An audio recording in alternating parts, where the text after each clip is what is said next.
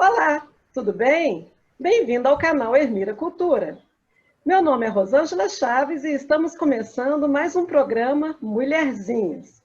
Hoje, ao lado de Tarsila Couto de Brito, nós temos a honra de receber em nosso programa a historiadora Adelaide Gonçalves, professora da Universidade Federal do Ceará, bibliófila e coordenadora do projeto Plebeu Gabinete de Leitura em Fortaleza.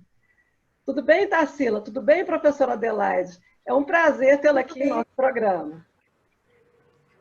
É um enorme prazer para mim conhecê-la, Rosângela, conhecer Tarsila, e temos uma enorme amiga em comum, uma querida amiga e professora, e escritora e poeta, que é Suene Honorato.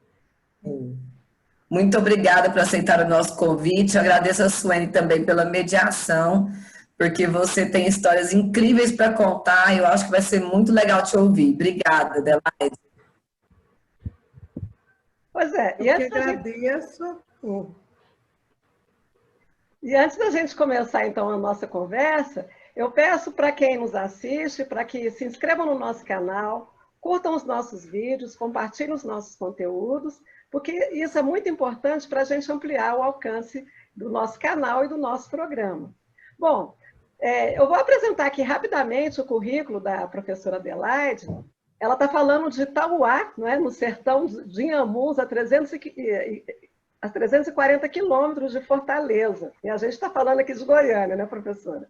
Bom, a professora, ela como eu disse, ela é historiadora, professora titular do Departamento de História da Universidade Federal do Ceará, é doutora em História pela Universidade Federal de Santa Catarina e tem pós-doutorado pelo Instituto de História e Teoria das Ideias da Universidade de Coimbra, em Portugal. É também professora da Escola Nacional Florestan Fernandes, do Movimento dos Trabalhadores Rurais Sem Terra, MST, em São Paulo. Ela é fundadora também do Plebeu Gabinete de Leitura, como eu disse no começo, uma biblioteca no centro de Fortaleza com um acervo de 15 mil livros e 50 mil documentos aberta ao público, e que também mantém uma editora, o selo Plebeu, que em coedição com outras editoras já lançou obras raras. Uma delas é o Facsímile de Renovação, escrita em 1919 por Maria Lacerda de Moura, uma feminista radical brasileira. Bom, eu vou passar então para a Tarsila para fazer a primeira pergunta para a professora e mais uma vez agradeço a sua presença aqui, Adelaide. Eu que agradeço. Adelaide, eu não vou me enrolar, não. Conta para a gente como é que surgiu o Plebeu Gabinete de Leitura. Então o Plebeu vai ser o primeiro da lista. Primeira coisa. Então, o Plebeu é uma biblioteca social, fica plantada, como havia de ser, no centro da cidade de Fortaleza, ali pertinho da Praça do Ferreira. O Plebeu, ele resulta de uma enorme travessia de tantos lugares para onde fui e de onde voltei sempre a Fortaleza, trazendo livros. Ao longo de toda uma vida dedicada aos livros na universidade, eu fui modestamente formando uma biblioteca, até que, há 8 anos atrás, num belo dia, ou num dia mais cinzento, já não me lembro bem, se era a beleza ou se era a sombra, eu disse, não posso mais ter esses livros dentro de um espaço privado. E resolvi, então, buscar um lugar no centro da cidade de Fortaleza, porque eu queria, então, que a biblioteca ela fosse uma biblioteca à disposição de um público leitor que circulasse numa área central da cidade. Então, onde anda o povo da cidade. Então, como disse, há 8 anos ele está lá, ele está no 5º andar do prédio da Associação Cearense de Imprensa, né? E para lá desloquei todos os livros e muitos documentos. É uma biblioteca muito charmosa.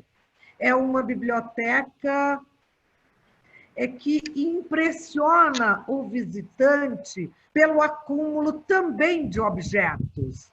Mas atenção, não são recuerdos ou objetos que você pega de qualquer jeito em alguma estação de metrô ou em algum lugar sem história. Não, não. São objetos recolhidos em lugares muito especiais ou muito específicos e que estão ali. É plebeu, isso tratou-se, sem dúvida, de uma... vamos brincar, brincar a sério. Ora, se noutros tempos, regidos por outros interesses, criaram os seus gabinetes de leitura, e em alguns deles o que antecedia era real, no sentido, não do concreto, mas do sentido da nobreza, no sentido, portanto, da leitura como apanágio dos aristocratas ou daqueles que têm o tempo e o dinheiro para a fruição do livro e da leitura. Puxa vida, o nosso é o plebeu, gabinete de leitura, onde a plebe se reúne para ler em voz alta, para trocar ideias e impressões sobre os livros impossíveis, sobre os livros que ainda não foram escritos, sobre os livros que foram escritos por leitores enormes. Só escreve. Então, plebeu, é isso. Eu convido, Tarsila, a você e a Rosângela para um dia desses, após essa maldita pandemia, que vocês se desloquem a Fortaleza e terei muito gosto de levá-las ao plebeu.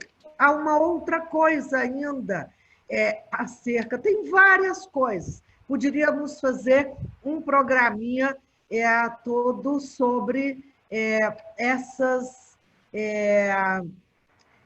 várias faces do plebeu. Ele é muito esperto, ele não se dá a conhecer de primeira, compreende? Ele tem várias facetas e vai se dando a conhecer a depender da astúcia do leitor, a depender do desejo da leitora. Então, é preciso atenção com isso.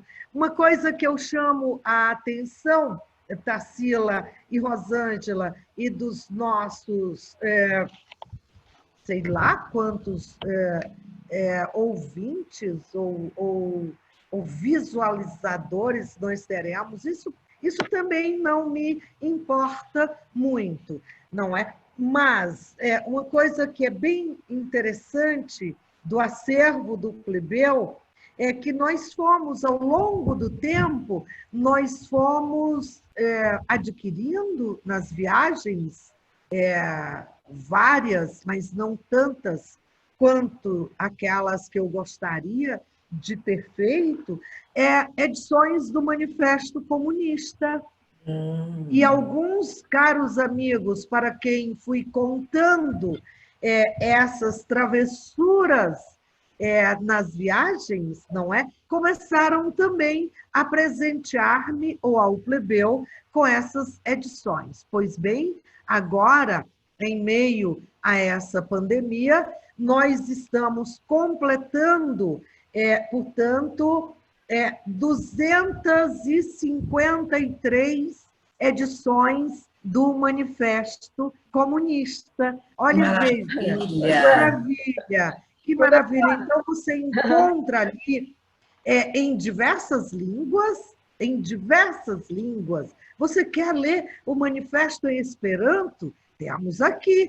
Você quer ler o manifesto em grego? Você quer ler o manifesto em espanhol? Mas é ditado onde? Então, em cordel, temos pelo menos 5 edições. Ah, não, eu gostaria de ler o Manifesto Comunista em quadrinhos. Pois não, temos aqui 5 edições do Manifesto. Mas, professora, só interrompendo um pouco, conta para a gente agora também como é que surgiu, porque, como você mesmo falou, você teve uma vida dedicada aos livros, né?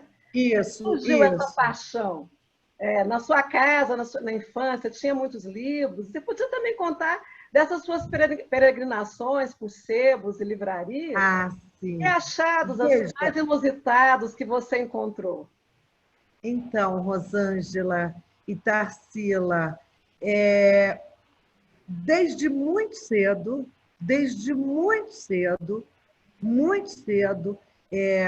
na meninice, dos começos mesmo da meninice, a minha memória desse período já se encontra comigo com um livro na mão.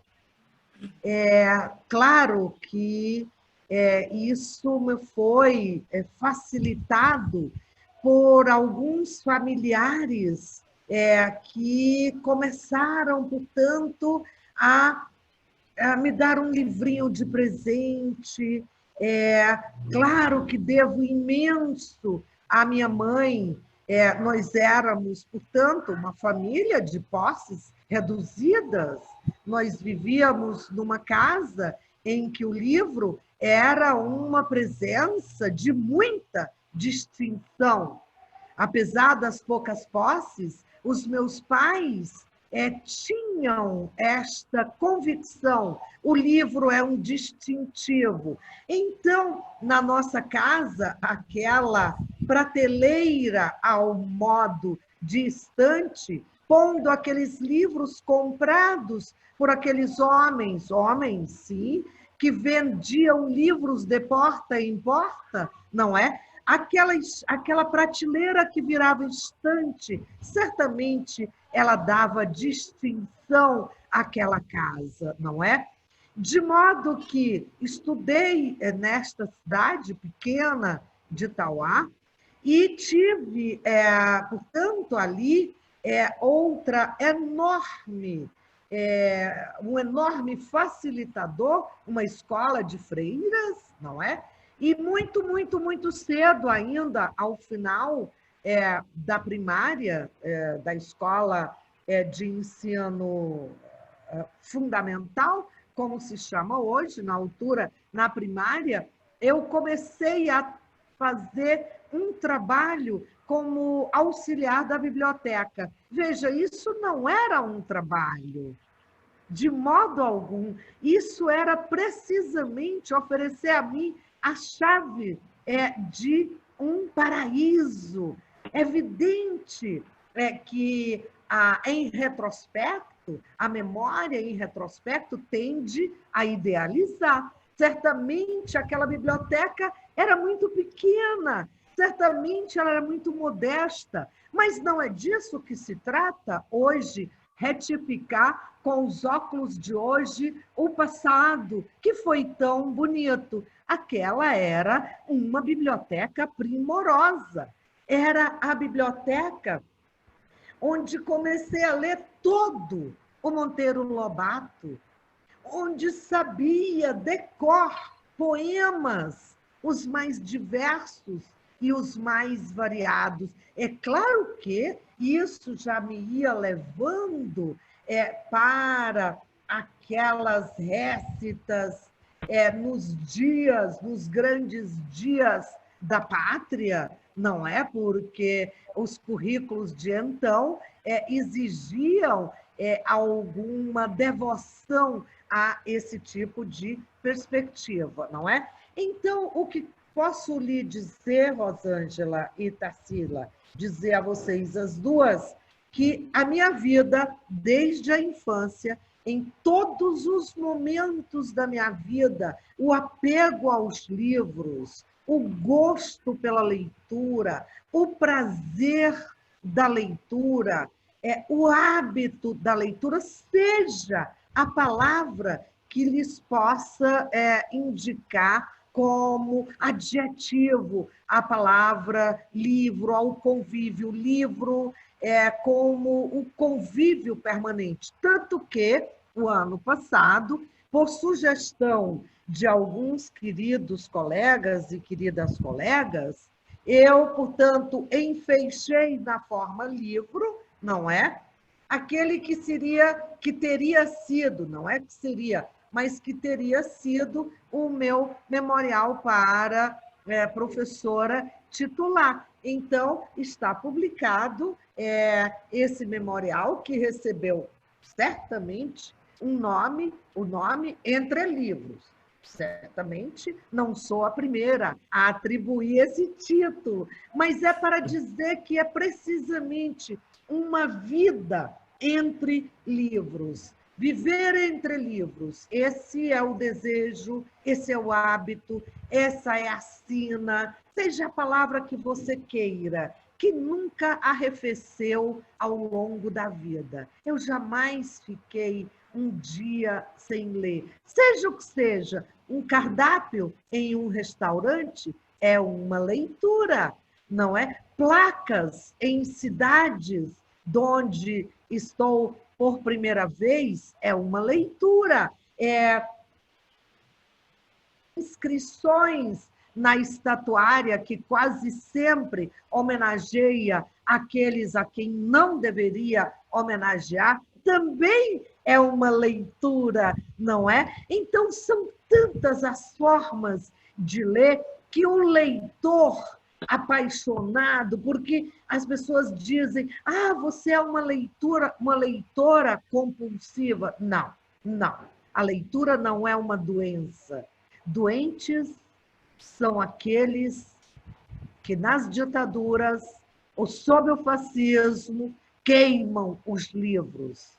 Essas são as patologias sociais. Então, quando as pessoas falam em é uma leitora compulsiva, não. Sou uma leitora apaixonada. E uma leitora apaixonada pode, com a sua paixão, com a sensibilidade que lhe foi doada pelos autores, pelas autoras, pelos escritores, pelas escritoras, vai transformando tudo ao derredor em livro. Essa é a beleza. Rosângela e Tarsila. Adelaide, Pois e não. como que essa leitora apaixonada se tornou uma formadora de leitores? Porque a gente sabe que você tem trabalhado com a criação de bibliotecas no interior de Ceará, em assentamentos do MST. Como que é essa vida de passar, de transmitir essa paixão, né?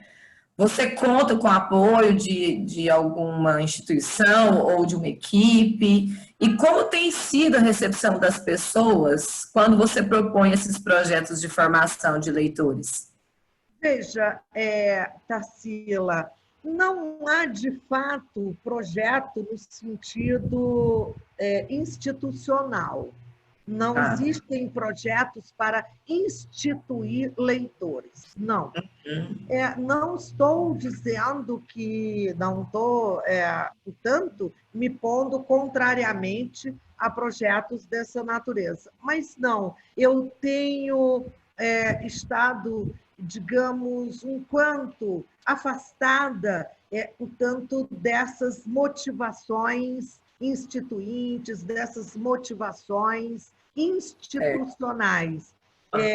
Eu penso, eu tenho o amor pela leitura, o apreço pelos livros e pela leitura, certamente me foram dados por grandes leitoras e por grandes leitores de quem li os livros, não é?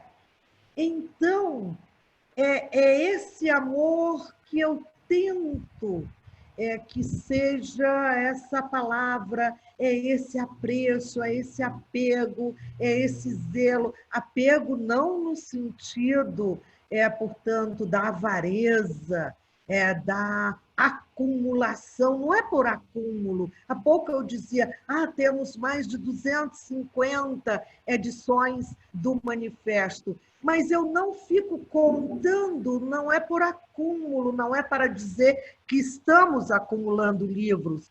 Quero apenas dizer que leituras seminais, quando podemos, ter novas edições, ter edições primorosas, claro, elas vão chegando.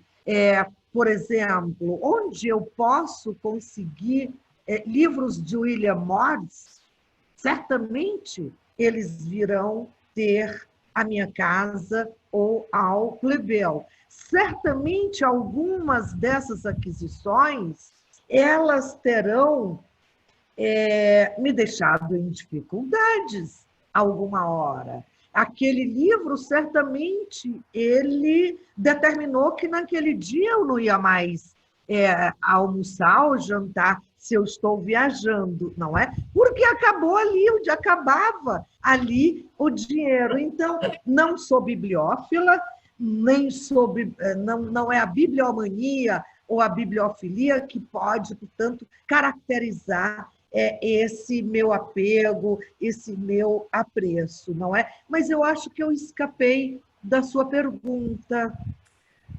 Existe algum trabalho com formação de leitores? Entendi. Perfeito. Veja, vamos falar do MST. Do MST. É o MST que tem me ensinado a ler, e não o contrário. Eu acho que a gente tem que ter a gratidão para com aqueles que nos ensinam, para com aqueles que nos abrem as vistas e que nos ajudam a descortinar futuros que pareciam impossíveis. Nesse sentido, Tarsila, eu nunca fiz nenhum tipo de programa de leituras. Claro, eu tento ser entre os educandos das escolas do campo uma pessoa que imediatamente eles identificam como a professora dos livros, não é? Quando vou visitar uma linda escola no assentamento Maceió, aqui no Ceará, Escola Nazaré Flor, se você andar lá um dia, eu espero que você vá lá um dia por minha mão, você vai encontrar no teto da sala destinada à biblioteca um painel muito bonito, desenhado, que fizemos lá num dia. Então, a biblioteca já muito enfeitada, o enfeite.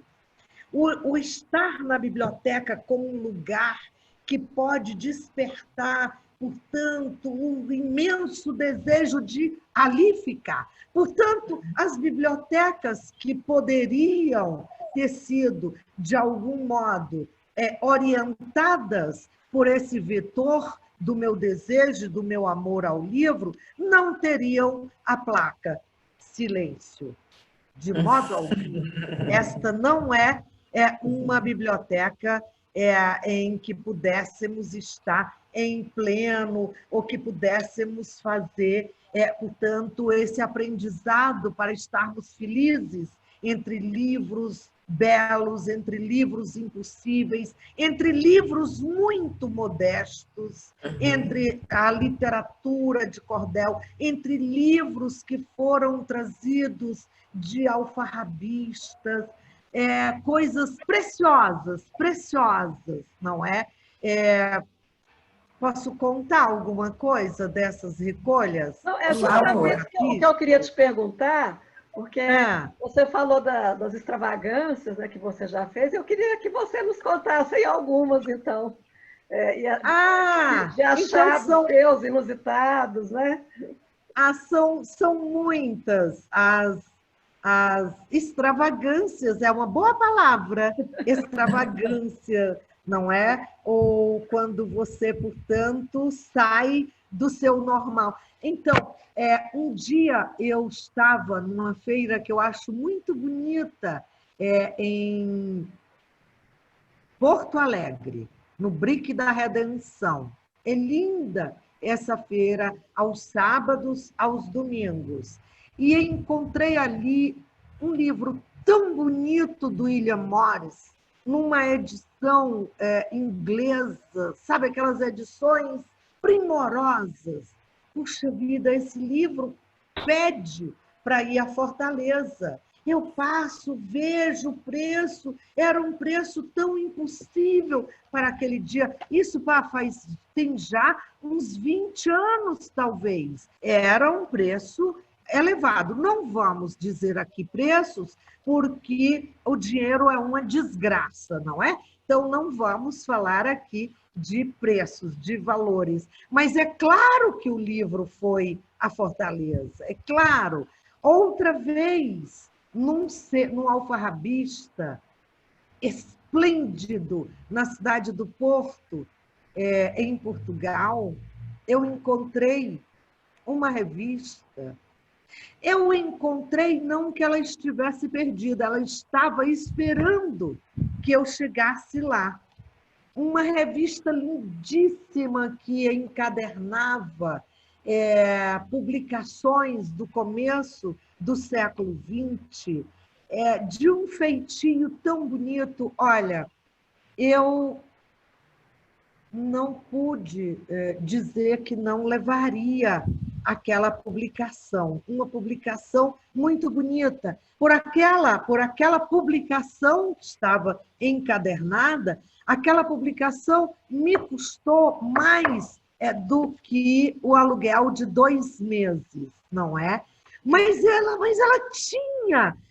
tinha que ser minha, não por avareza, não para eu dizer, não por vanglória. Eu tenho a revista tal que poucas pessoas têm. Não. O meu desejo era, essa revista, eu preciso dela para que outras pessoas possam ter acesso a ela. E quem sabe um dia eu possa fazer uma bonita edição facsimilar dessa revista e, portanto, dar a conhecer esta beleza em tantos lugares. E assim eu poderia contar para você sobre tantos outros achados.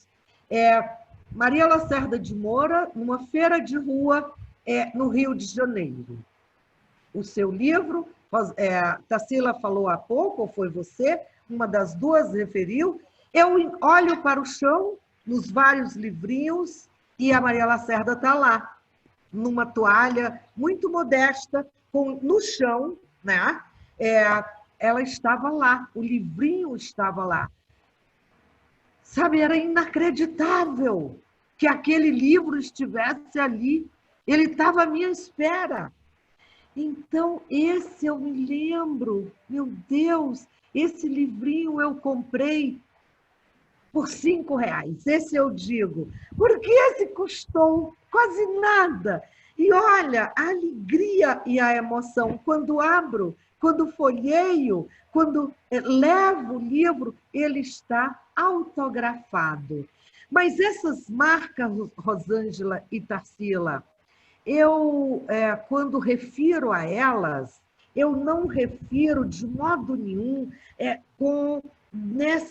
nesse enquadramento do avaro, que diz de tesouros ali guardado. Não é um entesouramento. Quando eu digo que está ali o autógrafo de Maria Lacerda de Moura, eu quero dizer que tem ali uma marca pessoal dessa leitora que se tornou uma escritora prolífica, tanto no periodismo quanto nos livros, não é? Então, eu vivo sempre em busca de grandes leitores, de histórias de grandes leitores. Essa, de uns anos para cá, tem sido a literatura que mais me move, que mais me comove, não é? Dia desses, já nessa pandemia, eu li a biografia de Jack London.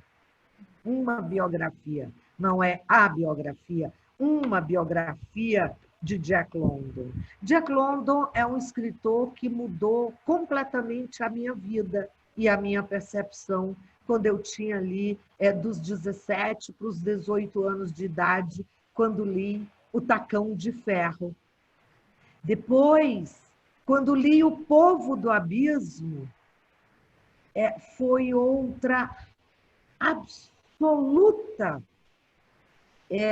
absoluto encantamento com a palavra daquele escritor. Quando li a biografia, uma biografia agora, cerca de 3 meses, de Jack London, ele era um leitor imparável.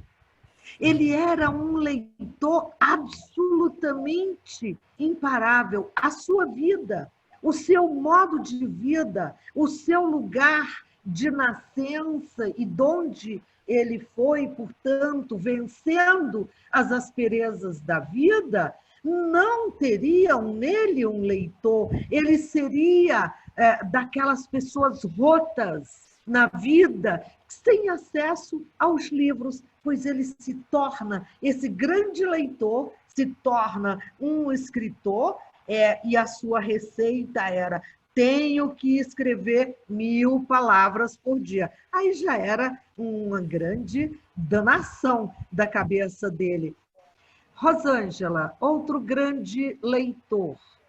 Vamos falar de uma grande leitora para não ficarmos apenas com os rapazes, não é? Uma grande leitora, grande, enorme leitora, apaixonada leitora, Rosa Luxemburgo. Eu me apaixonei por Rosa Luxemburgo também como leitora dos seus livrinhos ainda, quando fazia a graduação. Mas eu me apaixonei mais ainda por Rosa Luxemburgo quando li Michel Louvi, que é absolutamente apaixonado por Rosa. Rosa é a paixão perene de Michel Louvi. Então, aquela paixão dele me tomou por inteira. Então, Rosa Luxemburgo, que no Brasil tem a sorte enorme, a Rosa, e tem imensa sorte, suas leitoras, como eu, de ter uma tradutora e uma enorme cuidadora da sua obra, que é Isabel Loureiro. Então, se você parar para ler os diários, as cartas, melhor dizendo, as cartas de Rosa Luxemburgo, você vai, eu faço isso marcando as suas leituras, não é pela quantidade, não é isso, mas é pela qualidade, pela abertura intelectual. Rosa na cadeia, e como amargou prisões tão duras, em frios, tão lancinantes quanto os daquela velha Europa. Rosa Luxemburgo na cadeia, na prisão política, ela lê tanta botânica, por exemplo. Quer dizer, e ela torna-se a pouco e pouco tão dedicada a fazer os seus álbuns dessa prática de herborismo. Rosa Luxemburgo é também uma leitora apaixonada do romance, da literatura, da poesia, da política, etc., etc. Mas, professor, eu acho... Pois não. Desculpe interromper, porque a gente já está dando tempo aqui da gravação, e acho que se a gente fosse, pudesse falar indefinidamente sobre essa história desses leitores apaixonados que motivam outros leitores e outras escritas, né? Eu gostaria de passar agora a palavra para a Tarsila e para você, para as palavras finais aqui para o nosso público, que infelizmente a gente já está aqui no tempo de terminar. Então, pois passou rápido, não é? Muito rápido. Passou muito rápido, muito rápido. Então, Tarsila, o que você quer que eu termine agora, então? Sim, porque a gente está a gente tem um pouquinho... 3 minutos. Então, eu poderia terminar dizendo que o Movimento dos Trabalhadores Rurais Sem Terra, o MST, planta bibliotecas muito bonitas nas suas escolas do campo. O MST semeia o amor aos livros e à literatura em todos os seus assentamentos e convidá-las e convidar aos que acompanham esse trabalho bonito que vocês as duas estão fazendo para um dia visitarem a Escola Nacional Florestan Fernandes e naquela escola entrarem na Biblioteca Antônio Cândido, nosso grande mestre na literatura como na vida, como na política. Antônio Cândido nomeia a biblioteca do MST, da Escola Nacional do MST. E uma última coisinha é pedir que a Tarsila e a Rosângela me convidem, se não no próximo ano, mas no outro ano, para irmos juntas para a Feira do Livro em Havana, sempre nos meses de fevereiro. É a feira do livro mais bonita do mundo. Convite aceito. Nós vamos. Nossa, nós já vamos combinar a viagem. Vamos, e haveremos de ir àquela feira e ver o mar de gente de todas as idades, muitas juventudes bonitas, o mar de gente naquela feira folheando livros tão bonitos, e certamente nós encontraremos na Feira Internacional do Livro de Havana. Ernesto Che Guevara está ali. Ele que foi o nosso grande leitor.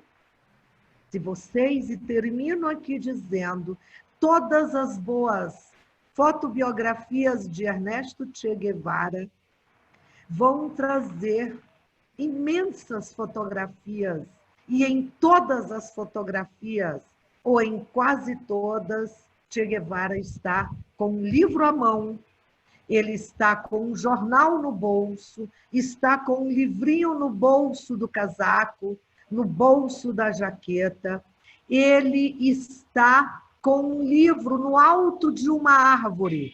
Esta fotografia maravilhosa vai nomear, ela está na capa de um belo livro de ensaios de Ricardo Pilha, chamado O Último Leitor. Esse ensaio é em homenagem a Che Guevara, este leitor em estado puro. Muito obrigada. Tá bom, a gente encerra aqui, então. Então tá, até mais, Beijo. então. Tchau, até o próximo programa. Tchau.